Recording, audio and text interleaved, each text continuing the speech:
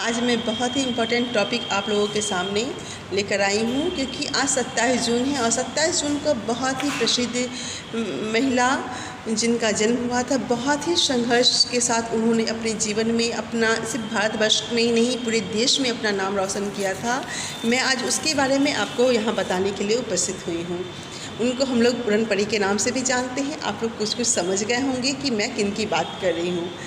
तो बच्चों, जैसा कि हम जानते हैं कि हमारे भारत में से बहुत सारे एथलीट्स हैं जो कि अपना भारतवर्ष का नाम भारत के साथ साथ अन्य देशों में भी गौरवित करते आ रहे हैं। आज मैं बात करने वाली हूँ कि ऐसे एथलीट्स प्लेयर की जो एक महिला धावक है। इस महिला धावक एथलीट्स को भारत का उसेन बोल्ट भी बच्चों कहा जाता है। जी हाँ बच्चों, मैं बात कर रही हूँ भारतीय एथलीट पीटी उषा की। अपनी कड़ी मेहनत और लगन के दम पर यह वर्तमान समय में संपूर्ण विश्व में प्रसिद्ध हो चुकी हैं। उन्हें न केवल भारत बल्कि संपूर्ण विश्व में सबसे तेज़ दौड़ने वाली महिला धावक का जो बच्चों क्या हुआ है खिताब मिल चुका है। इसलिए ऐसी महिलाओं के बारे में आपका जानना बहुत ज़रूरी है, ताकि आप बच्चियां भी अपने जीवन में इन सब बातों को उतारें। इंडियन एथलेटिक्स पीटी उषा का जन्म बच्चों 27 जून 1964 ईस्वी को केरल के जो है कुटाली गांव में हुआ था। वो एक लंबे स्ट्राइड के तौर पे भी बच्चों अपना नाम बना चुकी हैं। इसके साथ ही वह एक बेहतरीन स्प्रिंटर के रूप में भी जानी जाती है।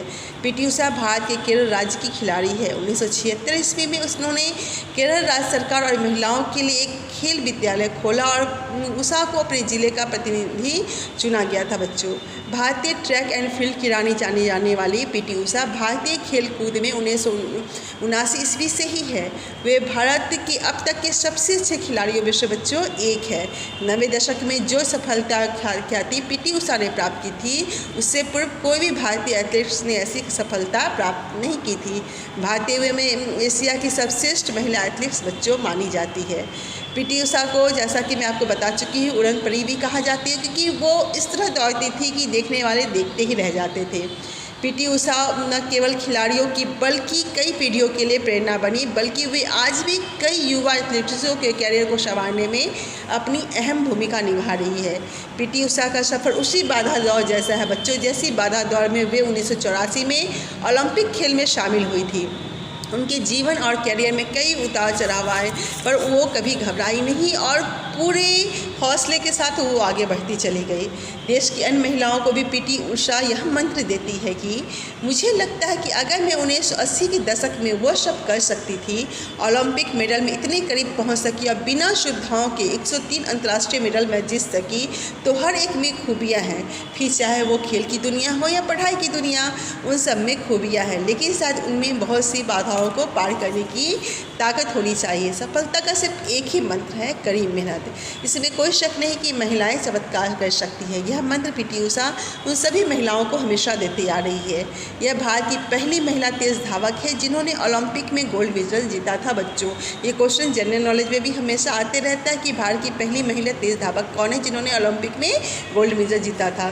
इसका जीवन काफ़ी संघर्षपूर्ण है। इन्होंने अपनी कड़ी मेहनत से यहाँ तक की सफलता बच्चों प्राप्त की है। देश विदेश में अनेक स्वर्ण पदक जीतने के कारण उन्हें गोल्डन गर्ल के नाम से भी बच्चों जाना जाता है।